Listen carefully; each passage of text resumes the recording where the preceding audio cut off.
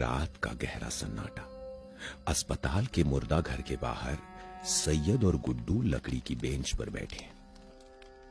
गुड्डू हल्की रोशनी में बीड़ी सुलगाता है और सैयद दूर मुर्दा घर के गेट को घूर रहा है।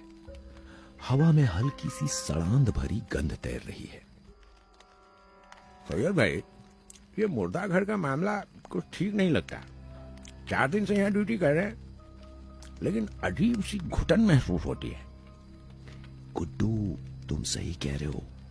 यहाँ की हवा में कुछ गड़बड़ है, जैसे कोई हमें घूर रहा हो छुपकर। गुड्डू की बातों में मुझे भी डर की हल्की झलक दिखाई दी, लेकिन मैंने खुद को संभाला। इसी बीच मुर्दा घर के पुराने गेट का कर्कश शोर गूंजा। वसीम भाई स्ट्रेचर पर एक लाश को धकेलते हुए आते हैं। उनके चेहरे पर थकान साफ झलक रही है।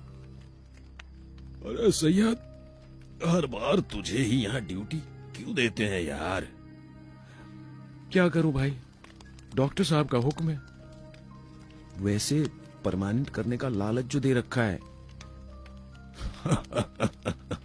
हाँ, ये परमानेंट वाली बात तो सही है। वैसे ये लाश, इस बेचारे को मुंह में बंदूक रख कर उड़ा दिया गया। रिश्तेदारों का कोई अता पता नहीं। खुदा रहम, ऐसी मौत तो दुश्मन को भी नसीब ना हो। वसीम भाई स्ट्रेचर के साथ मुर्दा घर के अंदर चले गए। मैं और गुड्डू बाहर बैठे रहे। ठंड बढ़ रही थी और सन्नाटा जैसे कानों में शीशा उड़ेल रहा था। गुड्डू अपनी बीड़ी फेंक कर उठता है और मुर्दा घर की तरफ देखता है। सैयद भाई, ये अंदर कुछ अजीब सा महसूस हो रहा है। ऐसा लग रहा है जैसे कोई हमें देख रहा हो। चुप रह गुड्डू, बेवजह डर मत फैला। तभी मुर्दा घर के अंदर से हल्की सी आवाज आती है, मानो कोई फुसफुसा रहा हो। सैयद भाई, ये आवाज सुनी आपने? वो आवाज जैसे कोई सांसें भरते हुए बुदबुदा रहा हो। मेरी रगों में ठंडा पानी दौड़ गया। गुड्डू के चेहरे पर पसीना साफ चमक रहा था। अंदर चलकर देखते हैं। हम दोनों धीरे धीरे मुर्दा घर के गेट की ओर बढ़े।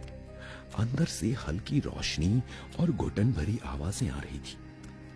गेट के पास पहुंचते ही दरवाजा धीरे धीरे चरमराता हुआ खुला।